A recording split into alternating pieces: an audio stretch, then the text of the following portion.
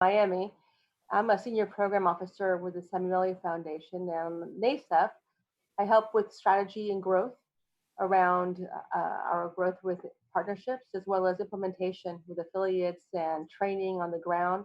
I helped launch before joining Samueli the Scholastic Esports League for Florida. Good morning, everyone. I'm Gerald Solomon. I'm the executive director of the Samueli Foundation, and I've been in that position now for 13 years and am the founder and initial designer of this concept called NASEF and what we call Scholastic Esports.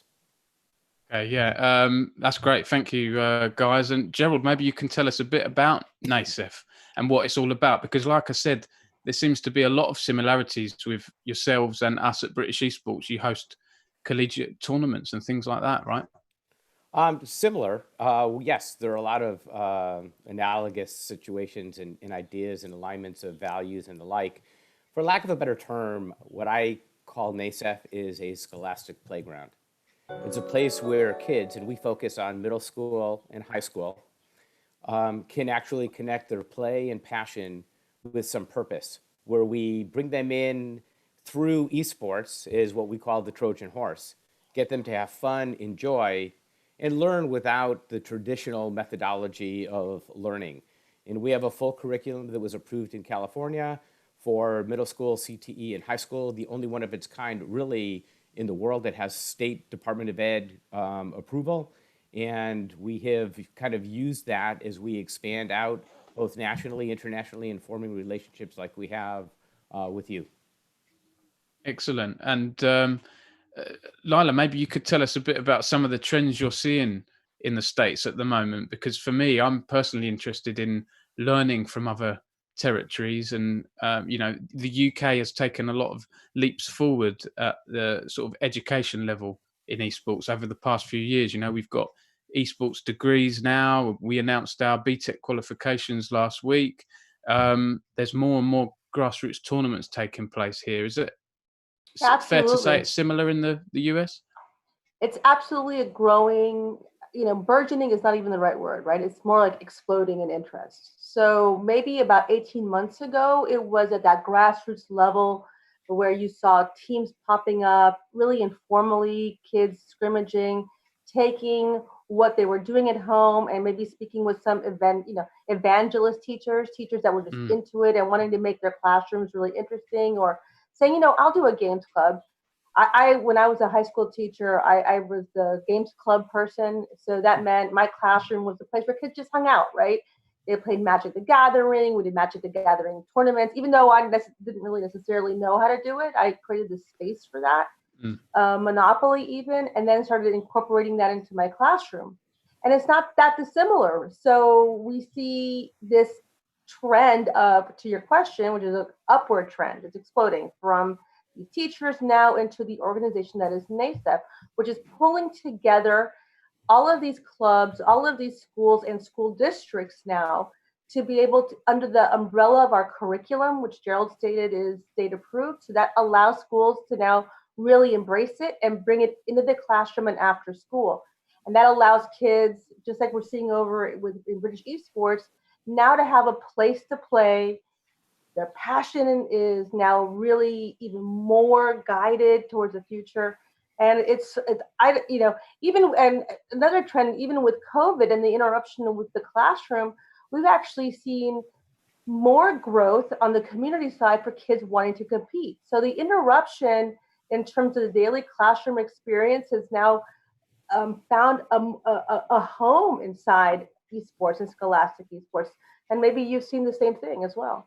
Yeah, absolutely. Yeah, and if I could add to that, I think what Lila speaks about and what she actually lifted up in Florida, which has become the model for all of our work, is not just about the game and the competition, but what we call the ecosystem around all of that. So like any sport, they're surrounded by shoutcasters and web developers, event planners, people who do the data analytics, people who do the fandom art, et cetera. We, in our mission, in the work that we do, is around providing curriculum and career awareness and pathways and credentialing and certifications so that it's not just about the gamer, like what most kind of competitions are about. It's about that whole sundry of skill set development and activities. Like in any sport, you get this little tiny percentage of people who make it, and then you got a ton of people who love it, but don't professionally make it. So how do you connect their passion, as I said earlier, with some opportunity for themselves? So we reward in scholarships and internships and mentorships, all of those ecosystem activities. And that's, I think, a huge differentiator of who we are and what we do. And besides, because since it comes from our philanthropic approach through the foundation, everything we do for all schools, after school programs, et cetera, is 100% free to every school, every after school program. Education is a fundamental right, and no one should ever have to pay in order to grow and thrive. Yeah, I completely agree. And just on a personal note as well, I mean, the reason why I went down the games journalism route and now I'm working in content and writing articles in esports is because, well, when I was growing up, there wasn't really such a thing as an esports pro player, not on the level there are now, you know, with the big prize pools and the salaries and things like that. So I'm doing what I'm doing because I love games and wasn't good enough to really, or didn't really have the skill set to be a games developer. You know, I didn't have the mind for it, but I could write and I could talk to people and be annoying and ask lots of questions. So that's why I'm doing what I'm doing now. So we see that a lot. Your accent helps you. Do you think so? At least from us across the pond, you know? Yeah, that's true. Yeah, I've heard Americans like our British accents, but for me, my accent is a horrible Southern Essex accent. So, you know, but it's true what they say. People don't like to hear their own voices back, you know. I wanted to ask before we move on to our other guests, esports and education are obviously, like we've covered, two increasingly connected worlds. What are your thoughts on that? You know, you mentioned scholarships and things like that. From our perspective, we don't have many scholarships here in the UK. I think Roehampton University has an esports scholarship for sort of, you know, high level players to access. And that's a fund, you know, that sort of money as I understand it. But it seems in the US, there's a lot more scholarships. So you have your own scholarships, do you? And then there's other ones as well? Sure. So in the US now, there's probably 200 plus universities and colleges that have pathways for financial aid and assistance or scholarships to do actual esports. But when you bring it down to our level, and I'll ask Lila to elaborate a little bit more on kind of what it looks like so you can get a picture of it. It's about how do you get these kids who really enjoy what they're doing and see for themselves a future using it in a way where they can kind of monetize their fund, where they can enjoy and make money at it and gain skills on what that's like. So I shared a little bit about what we call beyond the game challenges, all those other kind of worlds and pieces within the ecosystem. But Lila, if you don't mind, take a minute and just kind of share actually what it looks like when you go into one of our clubs and you can actually see all this activity going on. Sure. So to answer your question, Dom, you know, there's the K-12 world of the scholarships and learning experiences that we provide through NASEF, and of course, the growing world of collegiate scholarships for players. So in our tournaments are not just about gameplay. We allow students to also compete and demonstrate their work in all of the different possible careers and ways that they support their team. So a team can have players against for a particular title, like League of Legends, for example. But in their club, there are students that are helping them with marketing, that are helping build their e-commerce site, that are designing their merch to support their team, or helping with data analytics and strategy, really, right, to make their team play better. They are folks that are just managing the team, the general management, making sure everybody comes on time, and finding sponsorships. So all of those roles, we also scholarship. Part of that is to incentivize the students and recognize their work. Hey, it's not just the players that are stars, it's you too, and that's extremely important. And also to show them the pathways that there are to college, that it's not just players that are getting scholarship, although that's extremely important, right? That there are players that are getting scholarship now, which is a new pathway, but also all of the kids that are doing, for example, graphic design or IT, there's scholarship pathways there as well, and the flavor is esports. There's been a new development in college in the United States that Players now in collegiate sports can also get sponsorships, professional sponsorships, which was something that was never allowed. That's probably going to open some purse strings and even make the collegiate esports pathways bigger. And I think that just helps all of the kids in the clubs as well, because players have to be in a club. They can't just play by themselves. And our framework allows for that entire ecosystem. The kids that are either making content, that are helping strategize, that are helping market, or that are helping organize the tournaments, they are all part of that pathway as well, and have opportunities, whether to be recognized with um, uh, learning experiences. So I'll give you an example. If a kid wins recognition for the tournament that they organize, how do we scholarship that? Well, we can scholarship that by providing a learning experience, like a special one-on-one session with a professional organizer of tournaments. And that's an experience that's almost impossible to get. I mean, how many kids apply for internships, right? And don't get it? Well, here you are, recognized for what an awesome tournament you created. And now you're going to work with a professional who does that and learn in a way that you can never do in the classroom. So that's how we scholarship and incentivize and create those pathways forward. 100%. Just to add to that, if I may, Dom, just quickly, we learned about it intentionally up front, but we weren't sure how it would work.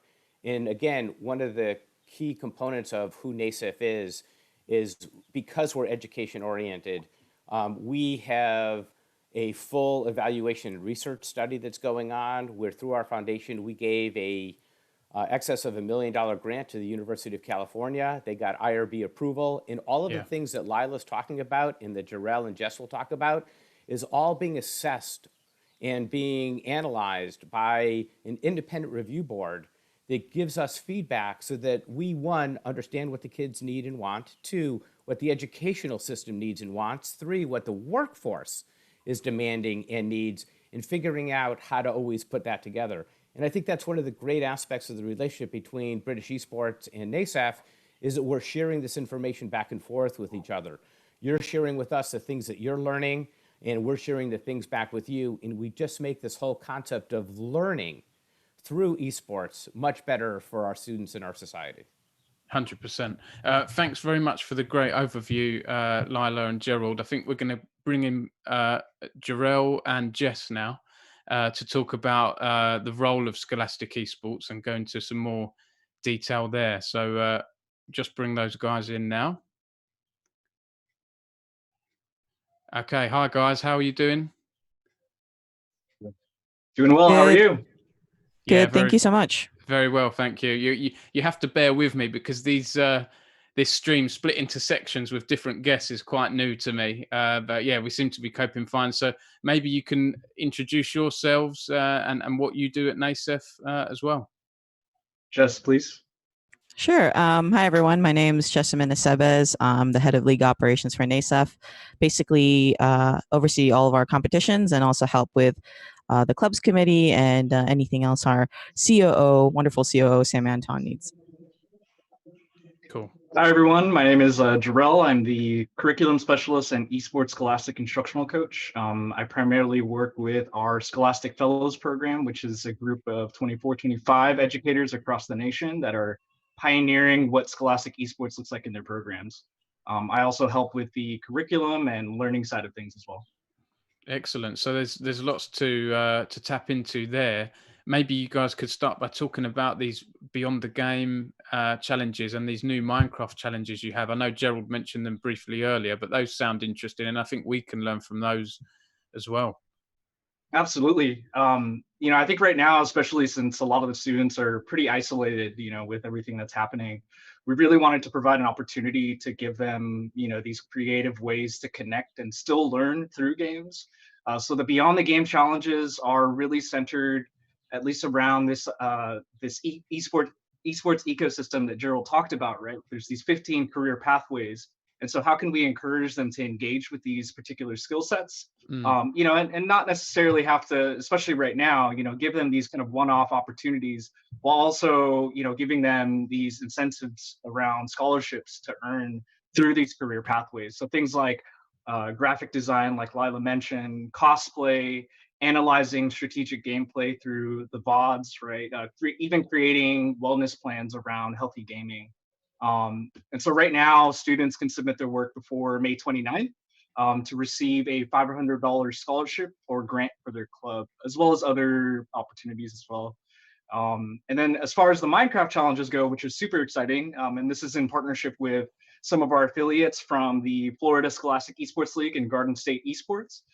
They've put together Flipgrid challenges around COVID-19, giving students the opportunity to solve sort of real world problems around COVID-19, you know, things like building a medical facility to inform the public, or you know, even things like just creating your dream home, you know, especially since they're feeling super isolated, you know, giving them that space, again, that safe space to get creative and have fun. Absolutely. Yeah, and then on top of that, there is the Minecraft Face-Off, which we just launched in partnership with Anaheim Ducks. Students cool. 3rd through 12th can design their favorite professional hockey team's logo and jersey, as well as a next generation hockey arena in Minecraft. And they can group up in teams and, you know, create things, and we have incentives as well for that. So super exciting stuff. That sounds really interesting, and you know, I'm certainly going to go back to my boss and bug him to try and provide some of these scholarships as well, because that $500 scholarship you were talking about there sounds really interesting, and you know, it gives back to these grassroots clubs, and that's fantastic. You mentioned as well, Jarrell, the Scholastic Fellows program. Did you want to touch on that? Yeah, so that's kind of the bread and butter of my work right now. I have an amazing opportunity to work with these educators across the nation that are, again, like I said earlier, pioneering Scholastic Esports in their programs. It's basically a professional learning community of middle school, high school, and community-based organization leaders. It's an 8 to 9 month program, and at the end of the program, we actually give them a $2,000 stipend to support their work around esports and education. And essentially, again, it's just this big community of educators that meet once a month virtually.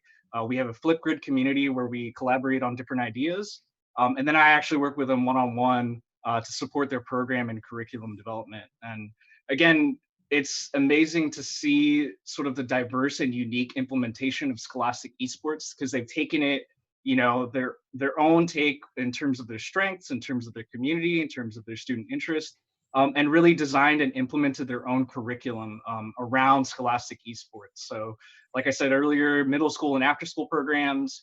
We have like high schools that are utilizing the ELA curriculum in their classrooms. We have high schools that have implemented CTE pathways with industry certifications. We actually have one high school teacher that's blended social studies and esports into this like amazing sort of inquiry into sort of current events and the history of video games. And as NASEF, we provide the resources, but really the fellows are taking this and bringing it up to another level. So we're currently wrapping up our year, but we're definitely planning on expanding this opportunity across the globe. So we definitely look forward to this partnership and seeing how we can bring in some of the British esports educators into our space and connect them with the educators in the US. We'll be taking applications coming up here for the next 2020-2021 year. Yeah. So if you're an educator out there, I definitely encourage you to apply. I have to say that the sound of history of video games course sounds incredible. I wish I had that when I was at school rather than traditional history. Right. You know, my knowledge of World of Warcraft and League of Legends lore is so much higher than real world history. It's quite sad, but you know, it ties in with my job, I guess. Just could you maybe tell our audience, Jarrell, as well? You mentioned middle school, I think, and high school. What are those age ranges? Because I know that differs to our school system in the UK.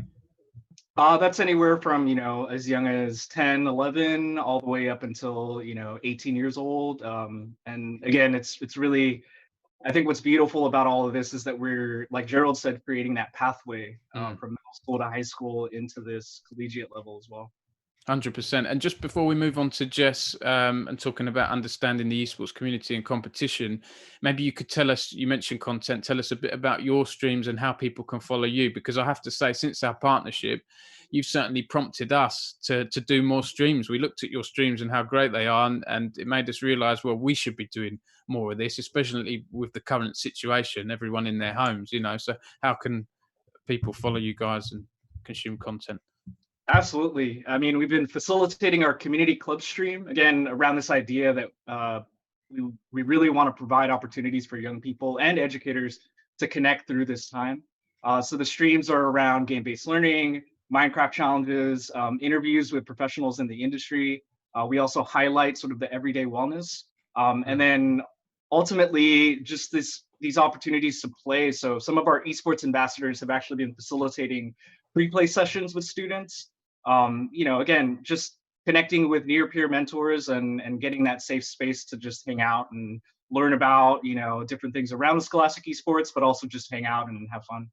Yeah. And that's so you can check out our stream. Oh, sorry, go ahead. Yeah, go on. Yeah, you can check out our stream. We have it Monday, Wednesdays, and Fridays. And then you can ask Jess. Jess will dive into more about the competitions that we're featuring on our stream as well.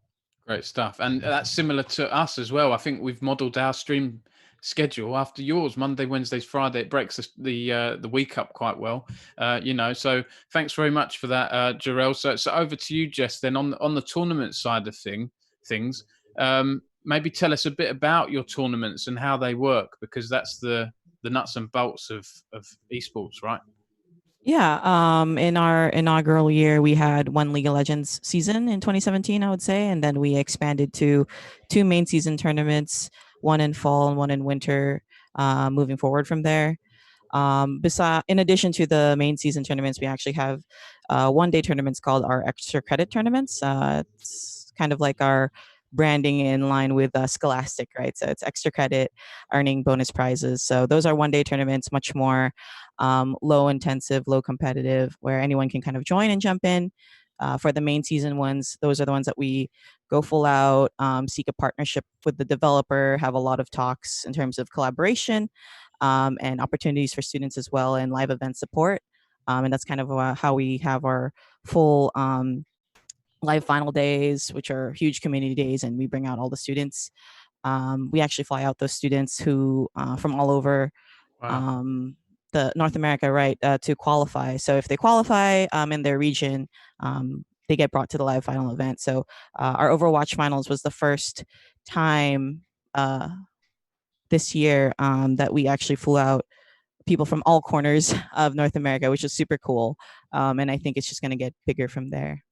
Absolutely. And that's similar to our British Esports Championships, where we have once a year our big annual live grand finals, which usually take place at Insomnia Gaming Festival. And that gives young people a great opportunity to, get that experience, that live stage experience, that you won't get from playing at home. Unfortunately, because of the situation this year, we had to do the finals online. Right. But I look forward to doing more of these, physical events in the future. So you have those 1-day tournaments and things like that, and all your different tournaments. You've also got something here that I really like the sound of, which is the Scrim Finder tool. And we've been exploring options here and allowing teams to scrim against other student teams outside of school time, so they can practice more. Maybe we can learn from you guys there on that tool. Yeah. So the Scrim Finder tool was something that the competition team, we just kind of had an idea, like it's really hard. The current state of esports, I guess, it's hard to find scrims that are good. And scrims, for those who don't know, they're just organized practice sessions, basically, that have like a focused main goal or something like that, and everyone is kind of in agreement that this is serious. Let's be good sports to each other and stuff like that. So, in a world where, with like esports, where it's kind of like the wild wild west, there's no real standards for anything, and it's based off of instinct and what's been done before. We wanted to make a tool that was easy to use and also didn't expose people to being randomly spammed for questions and unsolicited things because their contact information's out there. So the way the Scrim Finder works, which I will attribute this to our website team because they kind of figured out the logic for it. Thank you to them. Is it's kind of like a dating service where you can ping someone and let them know that you're interested in scrimming them, and if they were okay with you as a person or as a team in terms of your team profile, they would accept your request. And then from then on is when you can have that open conversation. So the initial reaching out is protected. It protects your information. Then if both teams kind of agree to reach out to each other, then they can open up the conversation. Additionally, as well, in the Scrim Finder, when you're submitting your team, you can pick what game it's for and also the level of your team. So we kind of have 5 different levels of beginner to advanced because a lot of different teams are looking for different things. And, you know, if the skill disparity is too large, neither team will get any benefit from the practice. So this Scrim Finder takes into account availability, team team ability as well, and Scrim Finder goals, if you want to put that there, like, oh, my team is just looking to practice aim right now. So sometimes the scrim will be you guys just running around and moving really quickly and practicing your aim, and that's it. So those are the kinds of things that was missing from the current scrim finding process, I would say, because usually it's just through Discord, or you'll post a random message and out into the wind and hopefully somebody will respond to you. So that was not efficient. And it was also hard for teams to kind of be comfortable with that. So hopefully this tool can open up that opportunity as well. Additionally, it's also open to non-NASEF students. So any high school student, high school team can actually use it. That's a great idea. That's very inclusive. One thing I wanted to highlight before I move back to Gerald and Lila is the topic of women in esports. You know, we launched a Women in Esports campaign last year, led by Morgan and Alice on our team, which has been doing really well. We announced a committee recently, and we want to do more than just promote and celebrate female talent in esports, whether that's at the player level or, you know, shoutcasters, coaches, production staff. We've got some fantastic hosts in the UK, both male and female, which we really like to shout about. But we want to do more than that now. You know, we had a stream last Friday exploring this topic and covering some of the things we're planning on doing. You know, when the situation goes back to normal, having more networking events. You know, we're going to do a survey, exploring the idea of a platform and doing more than promoting females. But, you know, I feel like females in esports have had more recognition over the past few years. You know, is that something you're seeing in the US? And, you know, what are you guys at NASEF doing in this area? I would say in terms of recognition, yes, that has increased, which is great. And more girl gamers are being more outspoken about either their praise or celebration of other women gamers, or they're being more outspoken about mistreatment of others in the gaming space, which is both great. In terms of hardcore numbers and seeing like troves of girl gamers come out, that's the goal, but it's not there yet. But it's great to hear that you guys are thinking about this more seriously and forming a committee. That's super awesome. We would love to learn from you on that front, I'm sure. We did have a lot of initiatives before. We had an advice column that myself and I brought that I ran actually, and I brought on other women in gaming in collegiate and professional esports on as guests, and students could actually submit questions or advice questions like, oh, you know, my friend used this word in my game, like how do I handle that situation? And we would answer those questions on stream. That's kind of defunct for now just because of what happened in the craziness, but myself and all the other women team members on our team try to make ourselves as public and as vocal as possible. I mean, most of our team members know that, oh, just divert to Michelle or divert to Sam or divert to Jess. So they know and they empower us as well, which is kind of the key part of the women in gaming space is yes, you can prop up a woman as a powerful figure, as authority, but it doesn't mean anything if her male peers don't acknowledge that or back that up. So Definitely. It's really great to thrive in this space and be supported by all of our team members and NASEF as well. Yeah, that's kind of what we do at British Esports as well. If someone contacts me and says, hey, Dom, I'm interested in your Women in Esports campaign, can we talk? I'll pass them to Morgan and Alice because they're heading it up and they know the issues sort of better than anyone. But then we work together on things like press releases and things like that. So it's a good... it's a really good initiative. You know, I'm proud to be a part of that. Was there anything else you wanted to add, Jess or Jarell, before I move back to Gerald and Lila talking about the BEA partnership? No? Yeah, just check out our tournaments if you guys are interested. They're completely free, and we also have free play sessions during our community club streams, and that doesn't require any kind of sign up. You just pop in and play. Excellent. Okay. Jarell, any other last words? Or Just in case you do want to jump into those free play sessions, our Twitch channel is twitch.tv/esportsfed. I just want to say thank you again for this opportunity. Absolutely, thank you. And yeah, thanks very much for your time. So we're going to hop back to Gerald and Lila now, and maybe Elliot or Morgan on our stream can share the link to NASEF's Twitch there. That'd be fantastic. So welcome back, Gerald and Lila. I think this next 10 minutes we're going to talk about the partnership between you guys at NASEF and us at the British Esports Association. And I guess, what are your thoughts on what we're doing, and what learnings have you taken from the UK so far? It might be hard to say because we've only had this partnership for not so long now, a month or two, but what are your thoughts there? Yeah, well, we spent a little bit of time in London and in the UK with all of you, and we got a chance to really get to know you and to share ideas, and that's really been kind of the cornerstone of it all. One of the things that impressed me first and foremost is the moral compass and value structure that drives who you are. And I think that was the key that brought the alignment together between our work and your work, is that we are so aligned in what our goals and objectives are. Because without that fundamental set of ethics and values and morals and approach and goals, there's a limit to what you can do. And to see someone else besides us who feel and think the same way is pretty terrific. And you represent it well. When we were asked if we wanted to come to your board meeting, as you know, which we did, and sit with your board, the diversity, the inclusion, the representations, the openness, the dialogue, the discourse, the innovation, the critical thinking, all of those pieces were wonderful to see in what you were able to actually demonstrate, and how you brought in things that we didn't focus on, that we were really looking more at the Scholastic piece, and you brought in this whole kind of humanistic approach on some pieces that we're learning from. And it's caused us, for example, to get into a whole sector around kind of health and wellness and some of those types of things. So it's really been, for us, pretty beneficial. And we, as you know, we do weekly calls with you all now. Every Tuesday, we're on an hour call between NASEF and BEA, and we're just sharing ideas, thinking about things. And I think we're leveraging each other's relationship. We're talking about how do we deal with and provide opportunities for kids with disabilities? How do we go ahead and focus on women in esports?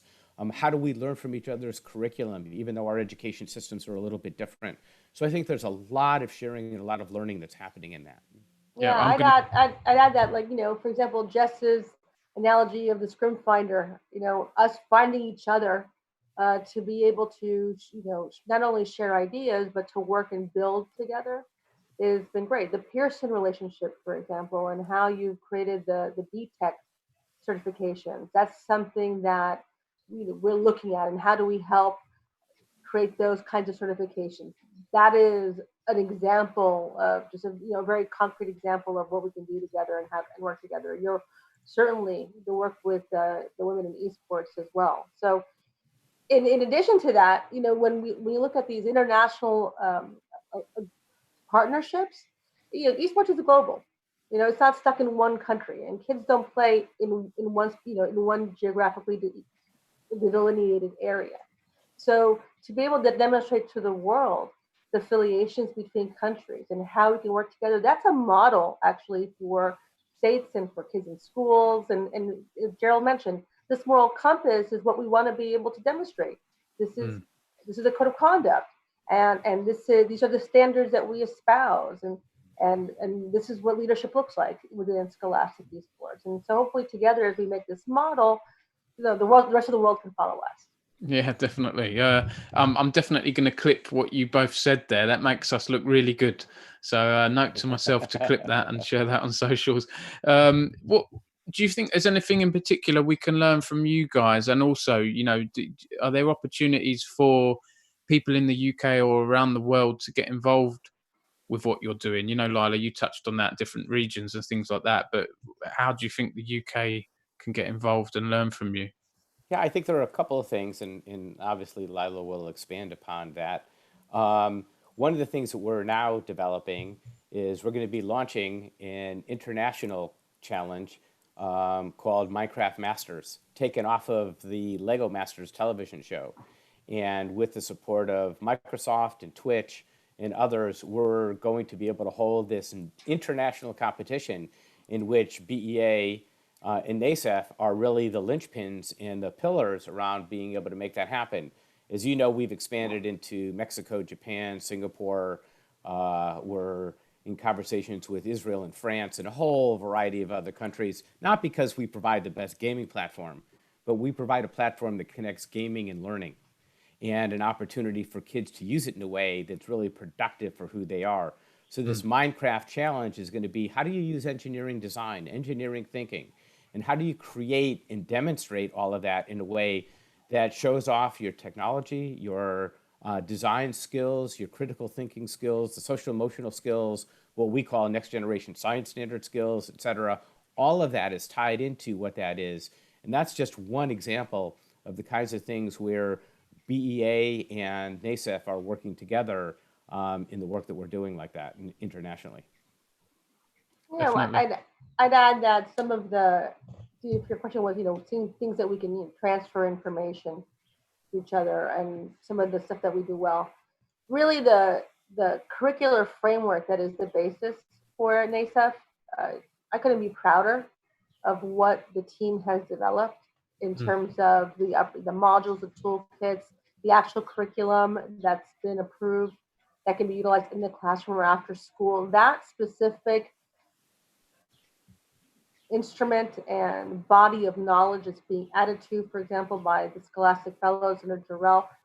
That is a body of knowledge that is not stuck in some library, but being vivified and lived through what these teams are doing and how they're competing.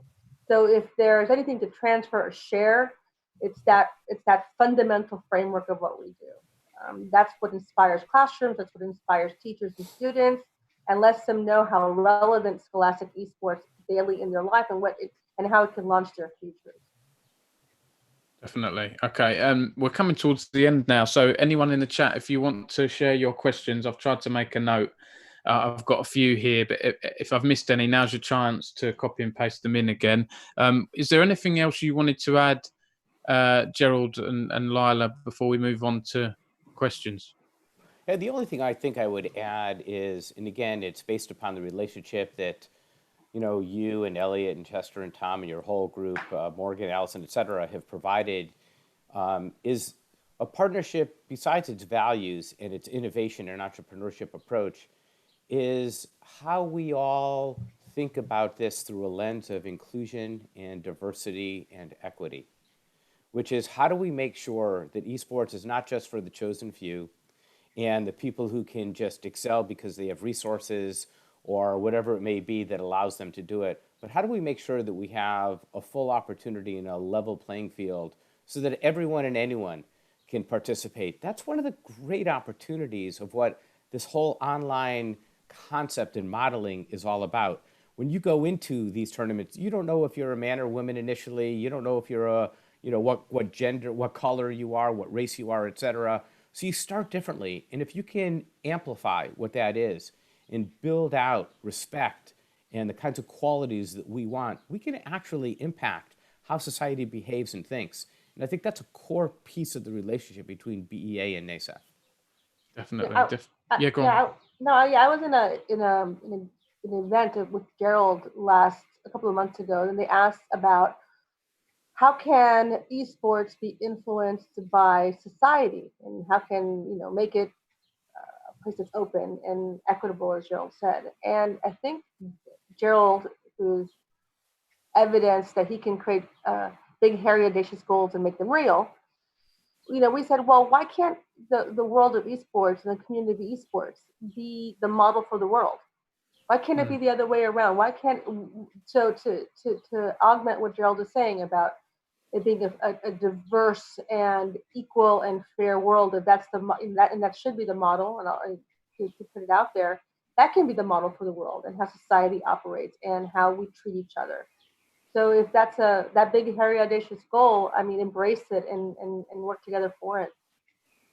Definitely. Yeah, I second that. And just before we move over onto questions, I just want to tease something we've got planned. I know I might be annoying you all with it, because our founder, Chester King and Gerald, you're not huge gamers yourselves, which why I thought it'd be great to get a Street Fighter match set up between the two of you. So we're going to be planning that. We've got an expert coach in Ryan Hart, one of the top British Street Fighter players of all time, trying to coach Chester. Chester is, bless him, he's very new to actually like playing the games and things like that. But I think it'll be a fun piece of content. So anyone in the chat watching this, please do keep an eye out for that. What are your thoughts on that, Gerald? What preparations are you making?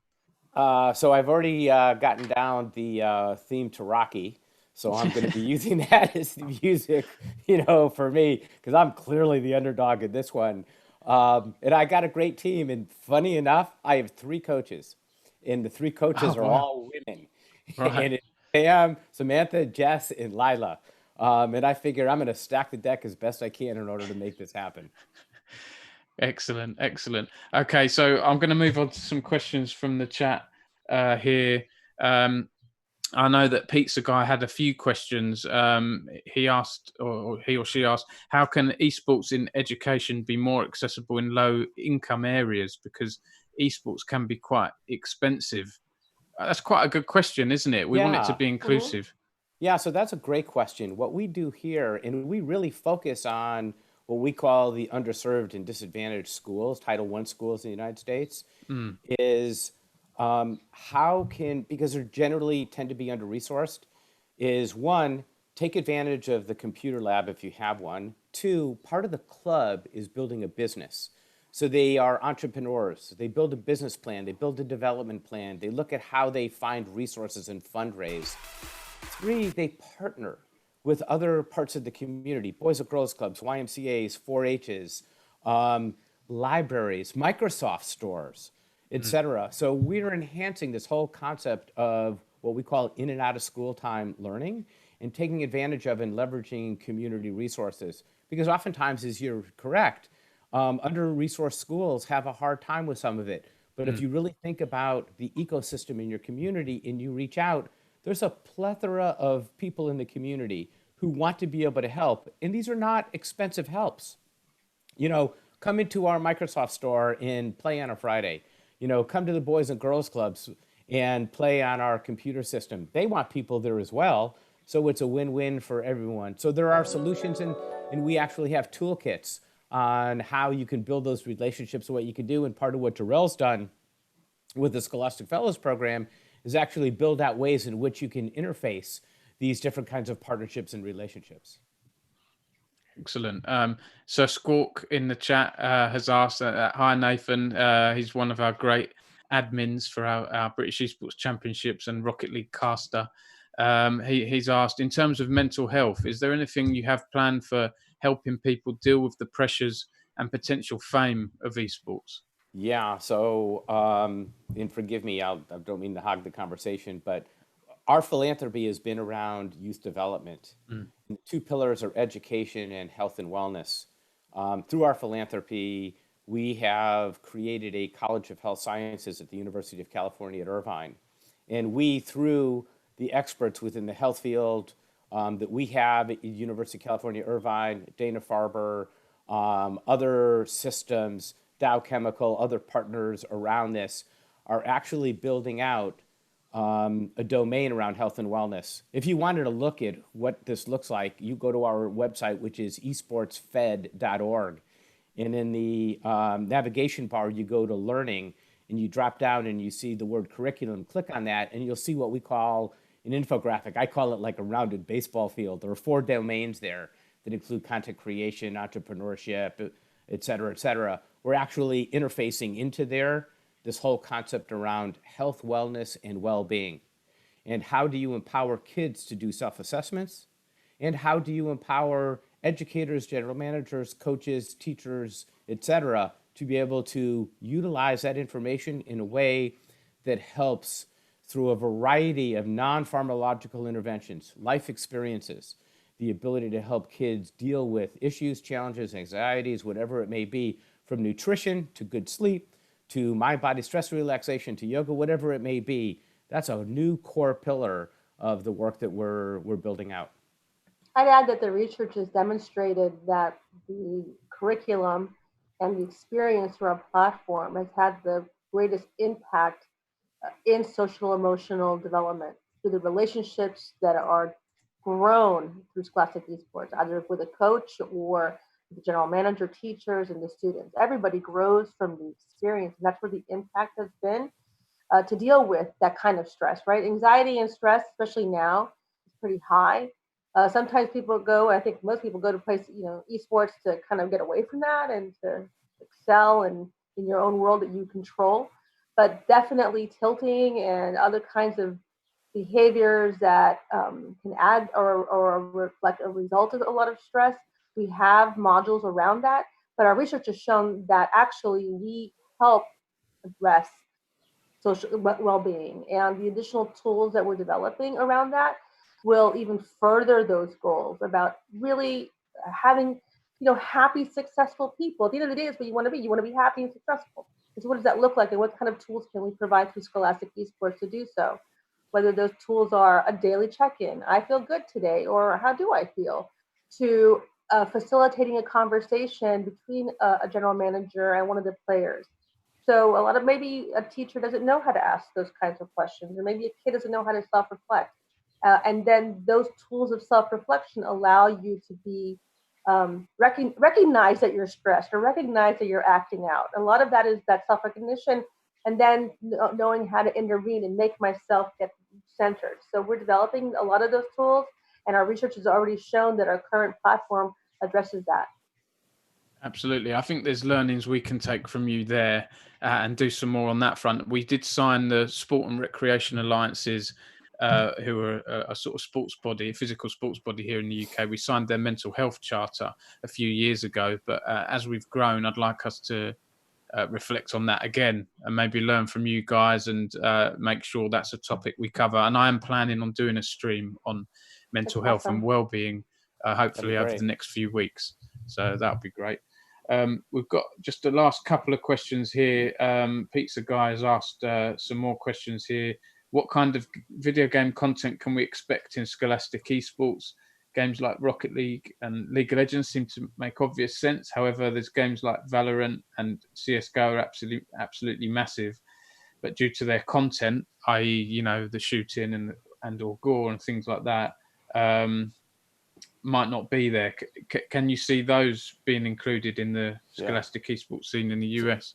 So I'm gonna ask Lila and Jess to expand on it, but I'm gonna make a funny statement up front, and it's gonna sound strange to those who are esports advocates, and that is when we created this concept, we didn't really care whether it was esports or gaming. I kid people and say we could have used horseback riding or knitting or whatever. We were looking for a vehicle to give kids opportunity, and to give kids, especially those who are disengaged and disenfranchised, a pathway for themselves. And all the research showed that if we wanted to have impact, one, we had to go to where kids were, and two, we had to speak their language. So choosing esports and gaming became obviously the path that we had to be able to take. We have a whole board of educators, again, true to our education mission, comprised of the chancellor at the University of California, the dean of the School of Education at Cal State Fullerton, the superintendent of schools, et cetera, who help us think through and advise around what types of gaming, doing literature review, doing research review to make sure that we're doing the kinds of things that are healthy. So we draw a really fine line between what we call and what the systems call, first-person shooters and not. But there are lots of opportunities. And again, I'm not really a gamer, so I'll ask Lila and Jess to please elaborate on the kinds of things you're doing in these one-off tournaments, the different kinds of activities we're doing to get kids engaged so that they can enjoy and learn at the same time. Yes. Hi. So that's a great question. It is a balance between finding the games that the kids want to play and also being that adult in the room, being that Scholastic. voice that says like, hey, like, some other games are too mature. So in our one-off tournaments, we provide a little bit more flexibility. For example, Fortnite, which is a bit more cartoony, which is a bit more fantastical, is for our extra credit tournaments, but we definitely don't prop that up as a main season tournament just because of the content. So being connected to the student voice and also having that teacher voice in the back of my head as the TO for this organization is the key to finding that balance, to keeping the students still engaged and interested, but still doing our code of conduct, still instilling those values in them, and then also being that advocate for the student voice as well, which is funny because like Pizza Guy mentioned, Valorant is a very popular game right now. So a little bit of the insight of how NASEF works is myself as a tournament organizer would have to present Valorant as a title to our leadership committee to see what the educators think, what the parents in the rooms think. So that's kind of how our process goes, and finding that balance of keeping education still in gaming, and then keeping the kids interested as well. Yeah, a good example of the vetting. So, Geraldine just mentioned that it's highly vetted, right? It goes through a couple of different rounds, both from the presentation of what's trending out there to what our collective experts agree, right, in terms of a national approach. But I'd also tell you that even if a title gets through that vetting process, at the end of the day, it's the local application. So, for example, in Florida, we've had, unfortunately, some student violence that it's been really impactful. And for example, in Parkland, 2 years ago, and one of our school districts said, even League of Legends was too hard for them. That was not a game that they could play, or Overwatch, which surprised us. But that's their decision, right? And so we supported that and assisted them in finding games that would work. So. I'd also say this: as Scholastic Esports and Esports in K-12 grows, the market and publishers are going to notice that. So maybe the market right now is making titles for adults or the above 17 crowd because that's where the money is. But if they really want to be able to have the cradle to cane approach to having really loyal subscribers and players, they have to create titles that get them earlier. So I would foresee that smart publishers are going to start creating titles that have a different approach and that can be utilized in different age groups. So, I think the jury's still out. Yeah, and I'll add one other thing too. We're not prescriptive. We have some titles that we play, and we have some of these one-day titles that Jess referred to. But for us, you can play wherever you want. But ours is about the scholastics and the learning. And what happens is ours is about the kids being empowered to run their own clubs. And oftentimes through Scrim Finder and other kinds of tools that we have, they will prop up. We want to play Rocket League this weekend, or we want to play Smash, or we want to do this or that. It's about how do you create innovators, entrepreneurs, people who can learn the skill sets that they can take away from the gaming itself that will be able to be utilized by them as a foundation for their future careers and opportunities. And that's a real critical piece to our work. 100%. I think on that note, that ends really nicely. I know there were a few other questions, Pizza Guy, but I'm just conscious on time. What I'd do is I'd really like to say thank you so much to everyone at NASEF and people on this call for joining me today. We really appreciate it. We look forward to learning from you in the future. Just after I say goodbye to you all, I'm just going to hop over, just keep the stream running and give a few updates to the viewers still there. But yeah, thanks very much for your time, and I look forward to our call next week. Same, and look forward to our next visit to your places in London when things calm down a little bit. Definitely, yeah, looking forward to it. Thanks again, guys. Thank you very much. Thank you for the invitation. Bye. Yep. Thank you. Bye-bye. Bye-bye. Okay, so everyone, you're still on the stream. Yeah, thanks for tuning in. In answer to one of your questions, Pizza Guy, about production stuff, do we want to get more production stuff running the tournaments? I know we do at British Esports.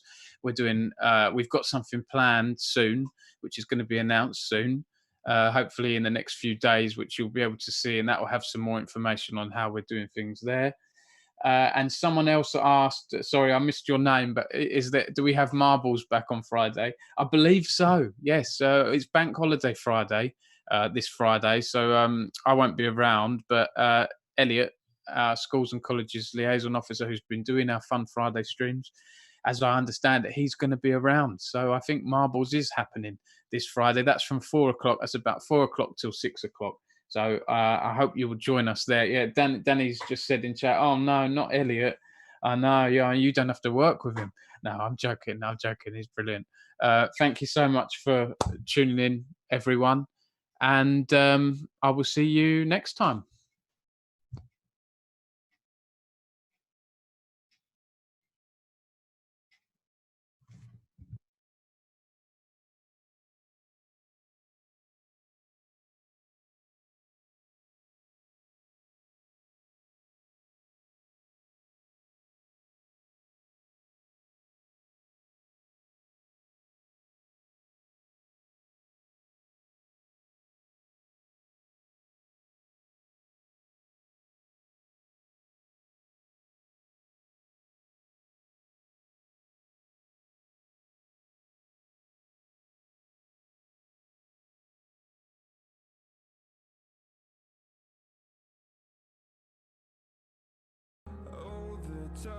Closest starts to end up on the brink. I tried so hard, but all these scars, they cut so deep I bleed. I fell so fast from heaven, it's like someone clipped my wings. Now I'm falling, and I can't see the ground. Can we stop this gravity? It keeps bringing me down. I can't breathe and I don't wanna die. Can we stop this gravity? 'Cause I don't wanna say goodbye.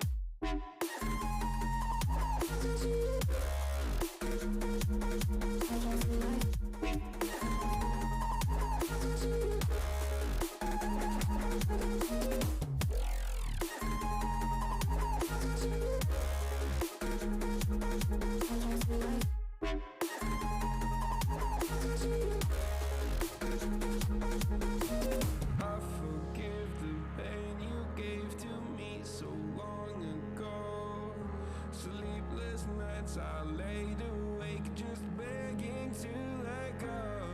I almost got to suicidal thoughts, but you stepped in.